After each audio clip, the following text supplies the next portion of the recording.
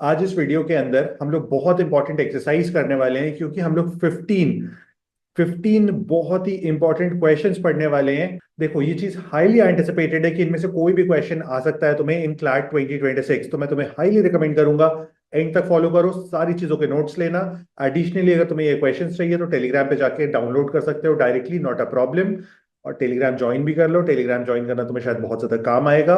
तो first question from May जो हम लोग के लिए इंपॉर्टेंट है, ये बहुत ही सिंपल से टॉपिक से है। आई बिलीव आपको टॉपिक, इस क्वेश्चन को रीड करके पता चल चुका होगा।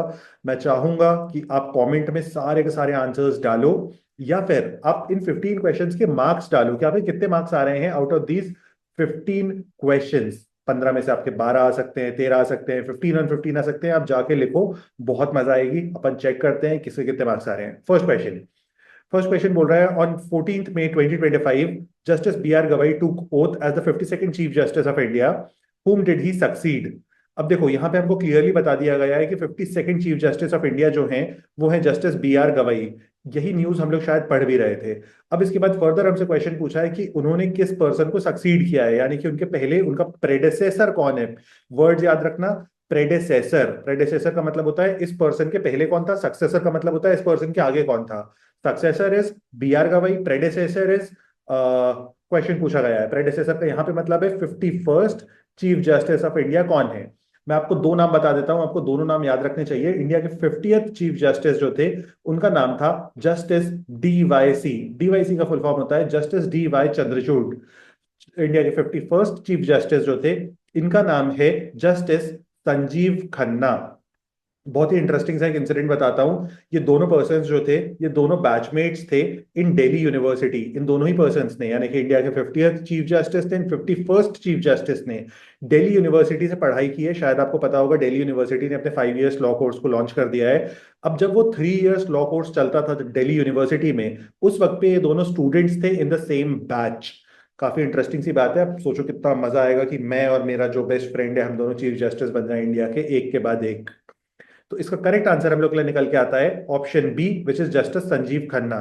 अब यहाँ पे जो दो नाम लिखे हुए हैं, ये भी इंडिया के सीजेआईज थे, लेकिन ये मतलब जस्टिस डीवाईसी के भी पहले थे, इसलिए ये बहुत ज्यादा इंपॉर्टेंट नहीं है। फर्दर, ये जहां पे नाम लिखा हुआ है हम लोग के लिए जस्टिस डीवाईसी का, तो आपको इनका नाम भी पता होना चाहिए बहुत अच्छे से। अब हम लोग आ जाते हैं सेकंड क्वेश्चन पे। Second question is, justice B R Gavai who became the 52nd chief justice of India. वैसे ही क्वेश्चन को फ्रेम किया है, क्लार्ट भी इसी तरह से करता है बहुत बार इनमें। होल्ड्स विच हिस्टोरिक डिस्टिंक्शन। थोड़ा सा अजीब सा क्वेश्चन है ये, अगर आपके सामने डायरेक्टली थ्रो किया जाएगा तो आप क्वेश्चन रीड करके बिल्कुल कुछ भी इंटरप्रेट नहीं कर पाओगे। आपको ऑप्शंस पे जाना ही होगा और ऑप्शंस को एलिमिनेट करना ही पड़ेगा। Elimination is super duper important in GK. अब यहाँ पे हम लोग आ जाते हैं ऑप्शन वन पे। First chief justice from Tamil Nadu, justice B R Gavai जो हैं, याद रखना वो महाराष्ट्र से हैं, मराठी हैं, मराठी मानुस हैं, तो वो तमिलनाडु से नहीं हो सकते obviously. Youngest chief justice eight appointment. देखो, एक और फैक्ट मैं बताता हूं जो तुमको याद रखना होगा। इंडिया में सुप्रीम कोर्ट का चीफ जस्टिस, यानी कि चीफ जस्टिस ऑफ इंडिया, वही पर्सन बनता है जो maximum number of days spend करता है इन द सुप्रीम कोर्ट। अब फॉर एग्जांपल दो पर्सन हैं, A and B.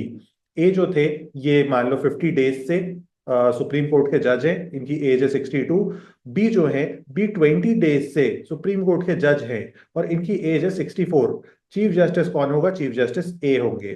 Chief justice A इसलिए होंगे क्योंकि ए जो है वो सीनियर हैं, भले ही वो एज में कम है, लेकिन सुप्रीम कोर्ट में उन्होंने ज्यादा नंबर ऑफ डेज स्पेंड किए हैं। अब यहाँ पे जो जस्टिस डीवाईसी थे, उनका टेन्योर अप्रोक्सीमेटली 18 मंथ्स का था। मेरे को एग्जैक्टली याद नहीं है, लेकिन मैं एक आपको रफ आइडिया दे रहा हूँ। अप्रोक्सीमेटली 18 महीनों का टेन्योर था जस्टिस डीवाईसी का। तो जब उनका 18 महीने का टेन्योर था, और जस्टिस बी आर गवाई का जो टेन्योर है वो अप्रोक्सीमेटली 6 मंथ्स का है, यानी कि आपके क्लाइंट के जस्ट पहले उनका रिटायरमेंट हो जाएगा और आपके सामने एक नए चीफ जस्टिस आ जाएंगे जो आपके लिए बहुत ज्यादा इंपॉर्टेंट हो जाएगा उस वक्त पे भी। इसलिए आपको ये सारी चीजें आज ही पता होनी चाहिए। तो अब आपको समझ आ रहा होगा कि जस्टिस डीवाईसी जो है वो in comparison to justice B R Gavai younger हो गए, which means option B is also eliminated. A और बी दोनों एलिमिनेट हो गए। First chief justice from Buddhist community, option C, ये करेक्ट आंसर है। जस्टिस बी आर गवाई जो है वो फर्स्ट बुद्धिस्ट चीफ जस्टिस है ऑफ इंडिया। उसके बाद डी ऑप्शन भी रीड कर लेते हैं। First chief justice with a law degree from abroad, ये तो बिल्कुल ही सही नहीं है। इस बात को भी कैंसिल कर दिया। Buddhist community. इसके साथ ही आपको फर्दर एक और आंसर याद रखना चाहिए कि justice B R Gavai second chief justice of India है from SC community. Second SC chief justice of India. ठीक है। Third, question number 3, what is the tenure period of justice B R Gavai as chief justice of India? मैंने आपको बताया 6 महीने, यानी कि 2 years नहीं हो सकता क्योंकि मैंने बोल ही दिया 6 महीने। Approximately 6 months until November 25। मैंने बोला क्लैरिटी जस्ट पहले वो चेंज हो जाएंगे, which means this is the correct answer. हम लोग टाइम वेस्ट नहीं कर रहे हैं, आगे बढ़ते हैं। Chief justice of India is appointed by which constitutional authority? Chief justice को अपॉइंट करने वाला पर्सन कौन होता है? आपको सिंपली आंसर याद रखना है यहाँ पे, प्रेसिडेंट ऑफ इंडिया। इंडिया में जितनी भी इंपॉर्टेंट अपॉइंटमेंट्स होती हैं थ्रू कॉन्स्टिट्यूशन, सारी की सारी अपॉइंटमेंट करने की रिस्पॉन्सिबिलिटी जो होती है वो प्रेसिडेंट ऑफ इंडिया की होती है। Currently the president of India is Droupadi Murmu. MURMU। Droupadi Murmu currently president of India है। इन्होंने ही अपॉइंट किया है जस्टिस बी आर गवई को। इन्होंने अपॉइंट किया है through article 124 clause 2 of constitution. लेकिन अगर इंडिया में किसी भी जज को आप इम्पीच कर रहे हो तो आप उसको इम्पीच करते हो 124 क्लॉज 4 ऑफ कॉन्स्टिट्यूशन से।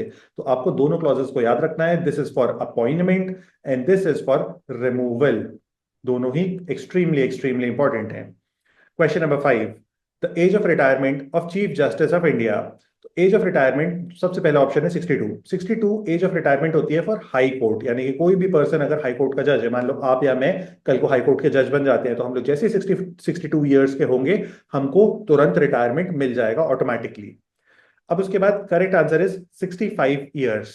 64 एंड 67 गलत आंसर्स है, आपको 65 याद रखना है। 65 is age of retirement of supreme court of India. Parallelly मैं आपको एक और इन्फॉर्मेशन दे देता हूं जो आपके लिए बहुत ज्यादा रेलेवेंट होगी। इंडिया में एक पोजीशन होती है, उसको कहा जाता है CAG। CAG stands for controller and auditor general. लिख लेना नोट्स में। कंट्रोलर एंड ऑडिटर जनरल जो होता है इसकी भी एज ऑफ रिटायरमेंट होती है 65 ईयर्स। दोनों बातों को याद रखना। जितने भी पर्क्स मिलते हैं CAG को वो इक्विवेलेंट होते हैं किसी भी सुप्रीम कोर्ट जज जितने, यानी कि सुप्रीम कोर्ट जज, अगर कोई भी पर्सन सुप्रीम कोर्ट का जज बना है, मैं और तुम बन गए कल को जज, तो अब अगर एक पर्सन CAG होगा इंडिया के अंदर तो उसको भी उतना ही बड़ा घर मिलेगा, उतनी ही गाड़ियां मिलेगी, आसपास की सैलरी मिलेगी, यानी कि जितने भी पर्क्स हैं, सैलरी में थोड़ा सा गलत बोल रहा हूँ, सैलरी नहीं, लेकिन बाकी जितने भी पर्क्स होते हैं वो सारे के सारे इक्विवेलेंट होते हैं टू जज ऑफ सुप्रीम कोर्ट। तो आपको इस बात को भी याद रखना चाहिए, ये बात आपके थोड़ा सा काम आएगी। पैरेलली आपको 62 वाला कॉन्सेप्ट भी याद रखना चाहिए। अब हम लोग आ जाते हैं नेक्स्ट टॉपिक पे, टॉपिक नंबर 2। टॉपिक नंबर 2 का मैं टॉपिक का नाम नहीं बता रहा हूं, हम लोग डायरेक्टली क्वेश्चंस पे आ रहे हैं। First question is Nicaragua announced its withdrawal from UNESCO in protest over awarding of which prize to Nicaraguan news La Prensa. ये क्वेश्चन है हम लोग के सामने कि निकारागुआ नाम की एक कंट्री है जिसने खुद को विड्रॉ कर लिया है from a body which is called UNESCO. सबसे पहले तो तुम मेरे को बताओ यूनेस्को का फुल फॉर्म क्या होता है। अब देखो हम लोग लाइव क्लास में नहीं है, ये प्रीमियर क्लास है, इसलिए मैं तुमको बता देता हूं, जिसको नहीं पता है उसको याद रखना होगा। UN stands for United Nations, E stands for education, S stands for scientific, उसके बाद एक एंड आता है, C stands for cultural, O stands for organisation. ये फुल फॉर्म है ऑफ यूनेस्को। यूनेस्को जो है ये एक यूनाइटेड नेशंस की बॉडी है। शायद आपको पता होगा यूनाइटेड नेशन ऑर्गेनाइजेशन को बनाया गया था फॉर वर्ल्ड पीस। जब सेकेंड वर्ल्ड वॉर खत्म हो गया था तो उसके बाद इस ऑर्गेनाइजेशन की इस्टेब्लिशमेंट की गई थी। इसका हेडक्वार्टर जो है वो न्यूयॉर्क में है। यूनाइटेड नेशंस का हेडक्वार्टर जो है न्यूयॉर्क में है। यूनेस्को का हेडक्वार्टर जो है वो पेरिस में है। पेरिस शायद आपको पता ही होगा, बहुत सारे लोग आप में से जो थोड़े से अंग्रेजी स्लैंग के होंगे वो उसको पैरे रीड करते होंगे या परी रीड करते होंगे, लेकिन मैं तो पेरिस ही बोलता हूँ। तो इसका जो फाउंडेशन हुआ है वो भी सेम ईयर में हुआ है, 1945 में। तो आपको इन दोनों ऑर्गेनाइजेशंस के बारे में बहुत अच्छे से याद रखना है कि यूनाइटेड नेशन की एक बॉडी है यूनेस्को। तो 1997 में यूनेस्को ने एक बहुत ही फेमस अवार्ड को स्टार्ट किया था एक कोलंबियन जर्नलिस्ट के नाम पे। यहाँ पे जो अवार्ड का नाम है वो एग्जैक्टली सेम नाम है ऑफ कोलंबियन जर्नलिस्ट। मैं आपको जल्दी से बता देता हूँ कौन सा अवार्ड है यहाँ पे। करेक्ट ऑप्शन जो है, फर्स्ट ऑप्शन जो है, हम लोग ऑप्शन वाइज ही चल लेते हैं। Option A is UNESCO peace prize. नहीं, जर्नलिज्म का सिर्फ एक ही अवार्ड देता है यूनाइटेड नेशन। यूनाइटेड नेशंस की जितनी भी ऑर्गेनाइजेशन है उन सारी ऑर्गेनाइजेशंस को मिला जुला के एक सिंगल अवार्ड दिया जाता है जो इस पर्सन के नाम पे, कोलंबियन जर्नलिस्ट के नाम पे है। That is Guillermo Cano world press freedom prize, यानी कि पर्सन का नाम है गिलर्मो कानो। तो ये जो कोलंबियन जर्नलिस्ट है, इनका नाम याद रखना, गिलर्मो कानो। इनके नाम पे इकलौता अवार्ड दिया जाता है बाय यूनाइटेड नेशंस। किस फील्ड में दिया जाता है? जर्नलिज्म में दिया जाता है। अब ये जो जर्नलिज्म का अवार्ड मिलता है, ये दो तरह के लोगों को मिलता है। फर्स्ट, इंडिविजुअल्स को। इंडिविजुअल का मतलब होता है, फॉर एग्जाम्पल मैं एक रिपोर्टर हूं और मैंने बहुत अच्छा काम किया है, तो मेरे को ये अवार्ड दिया जाएगा। नंबर टू, ये दिया जाता है ऑर्गेनाइजेशंस को। ऑर्गेनाइजेशन का मतलब होता है कोई भी न्यूज चैनल, या फिर कोई भी न्यूज़पेपर, या फिर कोई ग्रुप ऑफ पीपल जिन्होंने एक साथ किसी काम को या किसी चीज को अचीव किया है, उनको दिया जाएगा। तो ये एक बहुत ही इंपॉर्टेंट इवेंट है, इसके बारे में आपको पता होना चाहिए। एंड लास्टली एक जो छोटा सा क्वेश्चन है जो मैं यहीं पे आपके लिए कवर कर देता हूं। इस प्राइज को अवार्ड किया जाता है on a specific day, that is 3 May. Every year 3 मई को इस अवार्ड को दिया जाता है। 3 मई को देने का ऑब्जेक्टिव ये है क्योंकि इस पर्टिकुलर डे पे हम लोग सेलिब्रेट करते हैं वर्ल्ड प्रेस फ्रीडम डे। इसलिए इस अवार्ड को इस पर्टिकुलर डे पे दिया जाता है। आपको आई बिलीव याद रहेगी, यहाँ पे मैंने बहुत सारी चीजें बताई हैं, नोट्स इंपॉर्टेंट हैं, बार बार बोल रहा हूँ। अब इसके बाद थर्ड पे आ जाते हैं, ऑप्शन सी पे, UNESCO journalism excellence award. Wrong answer. UNESCO media freedom recognition. Wrong answer. Correct option is option B, Guillermo Cano. Guillermo Cano को याद रखना बहुत अच्छे से। Question two, UNESCO Guillermo Cano world press freedom prize is presented annually on which significant day? I believe तुम्हें answer पता चल गया है, दैट इज 3 मई, क्योंकि इस डे पे होता है वर्ल्ड प्रेस फ्रीडम डे। अच्छा, यहाँ पे एक दो ऑप्शंस हैं जो तुमको याद रखने चाहिए। इंटरनेशनल लेबर डे को याद रखना, international labour day celebrated on 1 May. Parallelly बाकी जो ये ऑप्शन सी एंड डी हैं आपको याद रखने चाहिए, लेकिन क्लैट पॉइंट ऑफ व्यू से इतने ज्यादा इंपॉर्टेंट नहीं है जितना ज्यादा ए एंड बी इंपॉर्टेंट है। क्वेश्चन थ्री पे आ जाते हैं। UNESCO Guillermo Cano world press freedom prize was established in which year and in name of and is named after a journalist from which country? यानी कि Guillermo कानो जो थे वो किस कंट्री के थे और किस ईयर में स्टैब्लिश हुआ था? आई बिलीव मैंने आपको ये बात बता दी है, 1997। और ये जो पर्सन थे ये कोलंबिया के थे। कोलंबिया वही कंट्री है जहां पे आपने शायद एक बहुत फेमस सीरीज देखी होगी जिसका नाम है नार्कोस, जिसमें आपने शायद पाब्लो एस्कोबार को देखा होगा। पाब्लो एस्कोबार जो था वो वर्ल्ड का ड्रग लॉर्ड था, वर्ल्ड का एक पॉइंट ऑफ टाइम पे रिचेस्ट मैन था। वो अपनी कंट्री की डेट को पे करने के लिए तैयार हो गया था। इमेजिन करो एक सिचुएशन, पाकिस्तान में एक इतना अमीर आदमी है कि पाकिस्तान पे जितनी भी उधारी है वो सब कुछ पे कर सकता है, एक सिंगल इंडिविजुअल। इतना अमीर आदमी था पाब्लो एस्कोबार। वो कोलंबिया का रहने वाला था, कोलंबिया से वो ड्रग्स बेचता था, इसलिए वो इतना ज्यादा फेमस हो गया था। क्वेश्चन फोर पे आ जाते हैं। मैं आपको इतनी स्टोरी इसलिए बता रहा था कि आपको ये बात याद रहे, स्टोरी से ज्यादा इंपॉर्टेंट ये क्वेश्चन का आंसर है। क्वेश्चन नंबर फोर पे आ जाते हैं। UNESCO, the United nation agency that Nicaragua withdrew from, was founded in which year and is headquartered in which city? I believe मैंने आपको बता दिया है कि यूनेस्को का हेडक्वार्टर कहाँ पे है। यूनेस्को का हेडक्वार्टर है पेरिस में। किस ईयर में फाउंड हुआ? तो 1945 में इसको फाउंड किया गया है। ठीक है, फिफ्थ पे आ जाते हैं। Nicaraguan population is predominantly composed of which ethnic group? देखो, ये एक बहुत ज्यादा न्यूज में रहने वाला पूरा का पूरा चीज है। ये पूरा इवेंट बहुत ज्यादा न्यूज में रहा है क्योंकि निकारागुआ ने विड्रॉ कर लिया है। जब इस पर्टिकुलर ऑर्गेनाइजेशन को, ये जो ऑप्शन वन है इसमें, ये एक न्यूज़पेपर था निकारागुआ के अंदर जिसको अवार्ड दिया गया। ये जो न्यूज़पेपर था ये एंटी गवर्नमेंट था, एंटी गवर्नमेंट ऑफ निकारागुआ। तो निकारागुआ की गवर्नमेंट नहीं चाहती थी कि इस न्यूज़पेपर को कंसिडर किया जाए फॉर अवार्ड्स, लेकिन यूनेस्को ने इनको अवार्ड दे दिया। जब इनको अवार्ड मिल गया तो निकारागुआ की गवर्नमेंट ने बोला कि हम यूनेस्को को छोड़ना चाहते हैं, यूनेस्को हमारे लिए सही बॉडी नहीं है, और उन्होंने यूनेस्को से विड्रॉ कर लिया। मई में ये बहुत बड़ी न्यूज बन गई, इसलिए हम लोग इसको पढ़ रहे हैं। अब हमसे इस तरह का एक क्वेश्चन पूछा जा सकता है कि निकारागुआ में किस तरह के लोग रहते हैं, उनकी एथनिसिटी क्या है? तो एथनिसिटी जो है उनकी, जो आपको याद रखनी है, that is mestizo. Mestizo is indigenous people, यानी कि ओरिजिनली जो लोग वहां पे रहते थे, प्लस यूरोपियन पीपल, यानी कि यूरोपियन एथनिक पीपल जो थे, यूरोपियन एथनिसिटी के जो लोग थे वो लोग वहां पे माइग्रेट करके गए।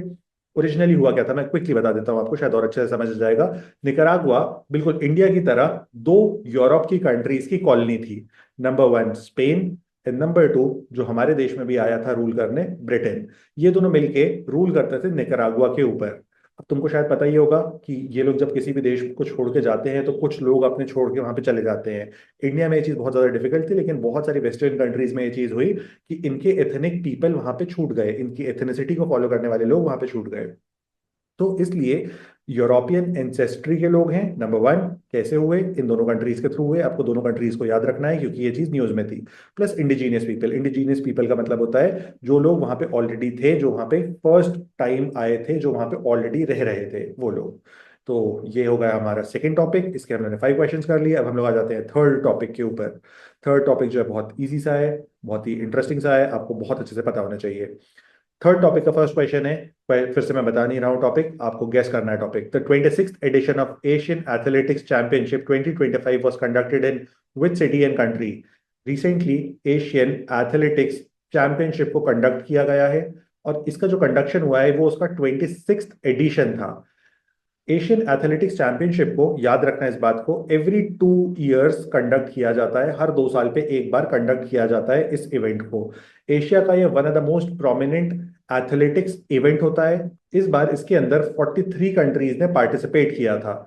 ये जो इवेंट्स हुए थे इस साल, ये हुए हैं साउथ कोरिया में, लेकिन यहाँ पे हमको सिटी पूछ लिया गया है। तो अब अगर आप देखोगे तो ऑप्शंस को एलिमिनेट करना इजी है क्योंकि एक साउथ कोरिया है, लेकिन मान लो 2 साउथ कोरिया होते, यहाँ पे एक सेकंड ऑप्शन होता आपके सामने, सोल। सियोल लिखते हैं, सोल रीड करते हैं क्योंकि ये अंग्रेजी है। तो अगर आपके सामने एक और ऑप्शन होता सोल, तो आपको यहाँ पे ध्यान रखना है गुमी। गुमी सिटी जो है, गुमी सिटी में कंडक्ट किया गया है इन गेम्स को, और ये गेम्स बहुत ज्यादा इंपॉर्टेंट है। अब हम लोग चलते हैं सेकंड क्वेश्चन की तरफ। Second question is which body is responsible for conducting Asian athletics championship? तो एशियन एथलेटिक्स चैंपियनशिप को कंडक्ट करती है, सबसे पहली बॉडी का नाम दिया है यहाँ पे, A International Association of Athletics Federation, नहीं। एशियन ओलंपिक कमिटी, यहाँ पे ओलंपिक वर्ड है तो इसलिए नहीं हो सकता। Third Asian Athletics Association. Fourth is Asian Sports Federation. इसका correct answer is Asian Athletics Association. Asian Athletics Association का याद रखना हेडक्वार्टर जो है वो थाईलैंड में है। इस बात को आपको याद रखना होगा। ये फाउंड किया गया था, ये ऑर्गेनाइजेशन, इन द ईयर 1973।